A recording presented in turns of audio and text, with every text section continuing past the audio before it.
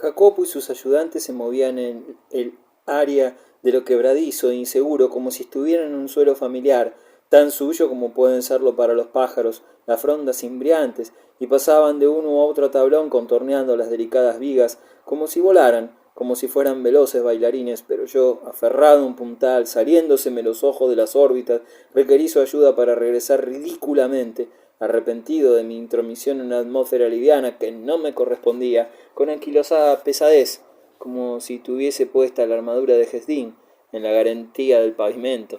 Zanobi me tomó de un brazo mientras desplazaban como a un fardo a través de la selva de tirantes mi agarrotado cuerpo, y la única sensación que privó sobre el miedo que me oprimía fue la de mi humillación ante el muchacho que sonreía suavemente. Desde entonces permanecí en el mundo inferior de las piedras polvorientas, por el cual iba y venía con mi amplio luco gris y verde, ligeras buscando en la altura dentro del ramaje laberíntico las formas ligeras que chistaban y murmuraban en las copas de ese bosque entreverado, como un batracio torpe y contrahecho que espiase en la urdimbre apartada de la arboleda las evoluciones de los silfos y de los seres volanderos. De tanto en tanto uno de los ayudantes se descolgaba hasta la tierra donde me afanaba estúpidamente en pos de un papel, de un diseño, de unos carbones, y luego saltando, aleteando, en medio de los troncos enmarañados, encima de los cuales yo imaginaba la claridad celeste que me escondían, tornaban a la espesura con la blanca hoja, como si la llevase al nido invisible. Algunas mañanas Julia y los niños venían a presenciar el trabajo. La salud de mi mujer decaía tanto que se hacía conducir en la silla de manos de mi abuela, y a ella, asomada, consultaba los croquis fingiendo interesarse por lo que probablemente juzgaba una absurda utopía. También vino Cecilia Colonna y le expliqué cómo se encasillarían en el techo las escenas correspondientes a los orígenes de nuestra familia y a sus primeros tiempos, con exóticos grupos de osos diseminados en la bóveda, siguiendo el ritmo de las cornisas y molduras.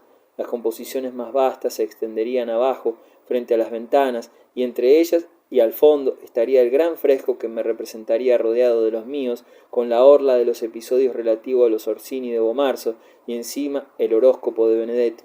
Ella me escuchaba gravemente, me oía detallar ese largo desfile polícromo en el que los colonnas salían invariablemente mal parados, que tal era, después de todo, la historia de nuestra casa, la de las alternativas de su disputa con los colonnas, y describir las ornamentaciones de los recuadros poblados de un enjambre de invenciones paganas, y de vez en vez volvía los ojos ciegos a la zona donde desaparecían los obreros, en la media luz del boscaje de tablas palpitantes, y donde una risa, la estrofa fugaz de una canción, un brinco o un arrojado martillo fúlgido que cazaba una mano al vuelo, prolongaba la ilusión de la pajarera rumorosa. A pesar de las protestas de Julia y de Cecilia, Horacio y Nicolás escapaban como dos ardillas por las planchas y se reunían con el maestro y sus discípulos en indecisas penumbras, en tanto que, junto a la ciega, al solemne cardenal Madruzo y al discutidor Sansovino, que pretendía conocer mejor que nadie la crónica de mi linaje, el jorobado impotente se revolvía con lentitud como un sapo habitante del légamo a la sombra de la frondosidad de los tinglados. Cuánto hubiera deseado ascender allí, a esa región tan efímera, como las sirenas y los unicornios, como los personajes de sueño que pronto la colmarían y surcar el aura de las armazones tenues, ingrávido, entre Zanobi y Andrea, en el instante en que sus trazos primeros, en escorzos de melódico vaivén, cautivarían a mis antepasados iniciales en su malla ocre y negra, como si fueran otras aves de soberbio airón, para posar los trémulos magníficos con yelmos y coronas dentro de sus altas jaulas de oro. Pero eso era imposible. Yo debía continuar reptando cerca del rojo cardenal y de la princesa desvaída, mintiendo actitudes de majestad en el cieno triste, y esa distancia me confirmaba con una metáfora dolorosa todo lo que en la vida me separaba de Zanobi.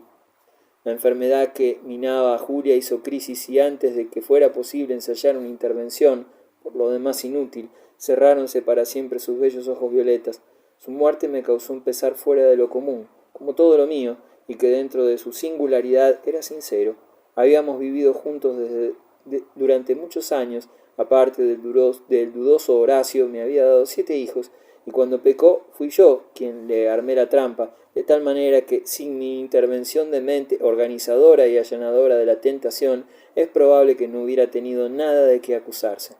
Jamás escuché de sus labios una palabra de protesta, de rebeldía. Si de ella me alejé, lo hice porque quise. Si su frialdad me helaba, ¿qué otra cosa podía esperar? Hermosa, aristocrática, generosa, gran señora de Bomarzo, venerada por mis hijos y por mis vasallos, cumplió su destino con nobleza admirable. Su fin, que acaso debí prever, pero que, distraído por otras inquietudes, descarté como una posibilidad de mi mente, me alejó de las preocupaciones que me embargaban. Todo retrocedió y se fumó ante su fallecimiento. Desaparecía la perfecta Julia Farnese, y una era de Bomarzo y de mi existencia concluían. Unirme a ella fue para mí un lujo, enfrentarla fue una tortura, perderla una desesperación, poseerla un agobio. Ante sus despojos expuestos en la capilla solariega, mi imaginación infatigable, que me devolvía en simulacros ficticios lo que la vida me negaba, urdió un dolor oficial que creía auténtico y que conmovió a la mayoría de los concurrentes. Tanto me sugestioné que sentí como si con ella hubiera expirado mi razón de ser en el mundo, y eso acontecía en momentos en que mi espíritu estaba dominado por Zanobi Sartorio, pero Zanobi, tan recientemente incorporado a mis desazones, nada tenía que hacer dentro de aquel proceso, y fue relegado al trasfondo de la memoria donde su involuntario entrometimiento no pudiese incomodarme, mientras la efigie de Julia ascendía triunfal, colmándose e inundándome de amargura. Le pertenecí totalmente, como no le había pertenecido desde la época de nuestro noviazgo, cuando la velé estirada y exánime en la capilla del castillo y durante los días siguientes, y así ocurrió la anomalía muy propia de mi carácter, de que yo la haya amado profundamente en el tiempo anterior a nuestro casamiento, y en que no la veía, y en el tiempo que siguió a su muerte, en que tampoco podía verla. Lo que en ella amé fue su categoría de augusto símbolo, pero el ser de carne y hueso me intimidó siempre, aun en las ocasiones angustiosas en que la poseí. Por eso la amé de verdad cuando todavía no existía para mí y cuando ya no existía para nadie, es decir, cuando era solo una entelequia señorial, sin cuerpo, sin voz, sin aroma, sin deseos, un arquetipo inalterable y suntuoso. En cambio mis hijos lloraron afligidos, como Horacio, como Cecilia, como Nicolás, como las pobres mujeres y los pobres campesinos del lugar a su realidad cotidiana, despojada de retorcidos ornamentos, y en el instante en que me adelanté a ofrecerle mis lágrimas, los pequeños que sollozaban consolados por sus ayas y sus preceptores, en el banco que presidía Mercer Pandolfo, rechazaron mi tentativa de ternura paternal con la insuperable perspicacia de las emociones que rara vez engaña a los niños. Amábamos y llorábamos a dos personalidades distintas y no podíamos comprendernos. El cardenal Madruz, obispo de Trento, dirigía los responsos y le respondí con un tono claro, rotundo. Pensé orgulloso de mí mismo, porque como siempre me importaba primordialmente la propiedad de mis reacciones exhibidas en público, que actuaba como debía, que sentía lo que debía sentir, y al salir del templo, en tanto los asistentes desfilaban, abrazándome, inclinándose o besándome una mano, según las jerarquías, Zanobi Sartorio fue para mí, que había desalojado de mi ánimo todo otro sentimiento, hasta entronizar únicamente la ideal imagen de Julia, uno del montón, uno cualquiera, como Jacopo del Duca, como Mateo Orsini, como Fabio, como mi intendente Nicolini, como el jefe de mis palafreneros, como los mozos que limpiaban mis estatuas y tapices, puesto que Julia Farnese era dueña entonces de mi devoción entera y no la compartía con nadie. La muerte de mi mujer, a quien consideraba tan inseparable de Bomarzo que no entró en mis cálculos la perspectiva de su desaparición, como si la promesa de la inmortalidad hubiera regido para ella también, me obligó a meditar en la eventualidad de mi propia muerte. El horóscopo de Sandro Benedetto, cuyas poéticas figuras se elevarían sobre mi proyectado retrato, dentro de una esfera áurea en la galería de los frescos familiares, a modo de un escudo intransferible al que rodearían los numerosos blasones de mi casa, y que había sido para mí, con su maravilloso anuncio, el mágico motor que me impulsaba más fuerte que mis debilidades y mis miserias a encarar las acechanzas del tiempo, podía ser una descabellada ilusión, como la lógica establecía, pero me resistí a creerlo, porque mi vida toda había sido construida sobre esa base de prodigio, y porque la revelación de Paracelso contribuiría a restablecer su extraño augurio. Si hubiera debido renunciar a mi privilegio de individuo elegido para un destino excepcional, mi vida, reducida a un modesto ajetreo sensual e inútiles crímenes y a vagas cobardías, hubiera carecido de sentido. ¿Con qué méritos me hubiese plantado yo en el centro de mi estirpe, flanqueado por sus glorias múltiples, si lo que le aportaba no eran más que divagaciones estériles y flacos remedos? Me aferraba pues al vaticinio del astrólogo de Nicolás Orsini como a mi tabla de salvación, pero la muerte de Julia, aunque no se vinculaba para nada con mi destino, me sobrecogía de incertidumbre. En busca de sosiego, de afirmaciones que corroboraran mi esperanza, volví al abandonado laboratorio de Silvio. Allí, en los impenetrables folios de Dustin, se ocultaba el secreto. Había que domeñarlo. Impotente, hundí mis uñas en el manuscrito, 100 veces leído, desechado 100 veces. Silvio de Narnia, entre tanto, continuaba sus pinturas. Lo que tenga que ocurrir, ocurrirá, me contestó sibilinamente, infructuosamente, cuando traté de transmitirle mi desazón.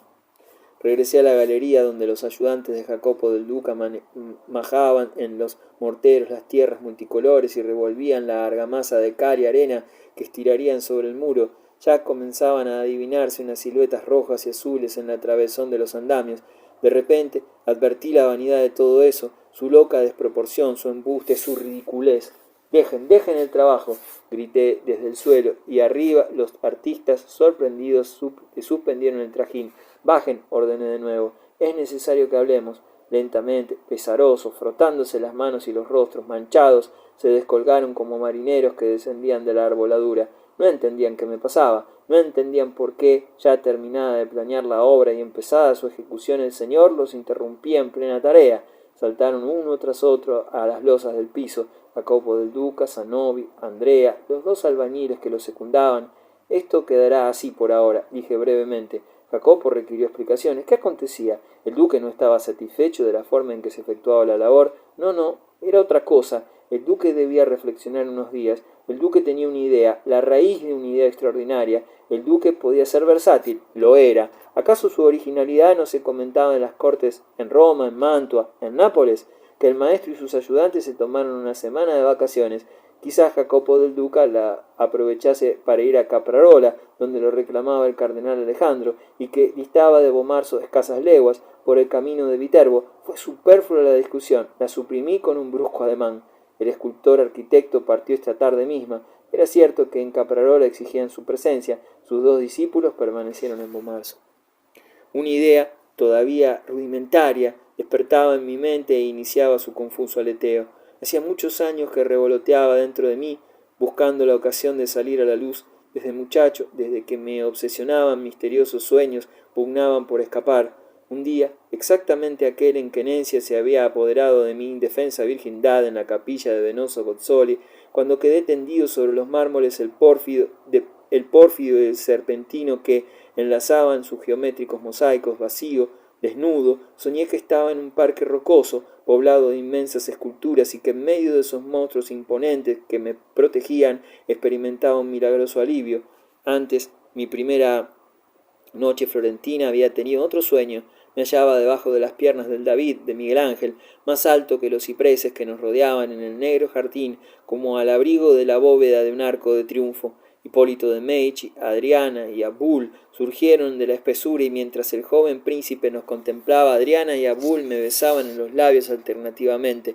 Eran dos sueños lejanos, con los cuales se relacionaban historias que había oído a artistas y eruditos cuando nos referíamos al David armonioso que mi padre había evocado para mí, procurándome la única felicidad verdadera que le adeudo, y que aludían a las especulaciones fabulosas del propio Miguel Ángel, a su deseo de convertir la cantera de Carrara en una estatua ciclopia, o al de alzar el campanario de San Lorenzo como si fuese una escultura gigantesca, e incidían sobre leyendas esfumadas en la historia, como la de Dinócrates, planeando transformar el monte Athos en una figura exorbitante de Alejandro de Macedonia, que sostendría una ciudad sobre la palma izquierda. Aquellas titánicas fantasías encendían mi imaginación desde la infancia.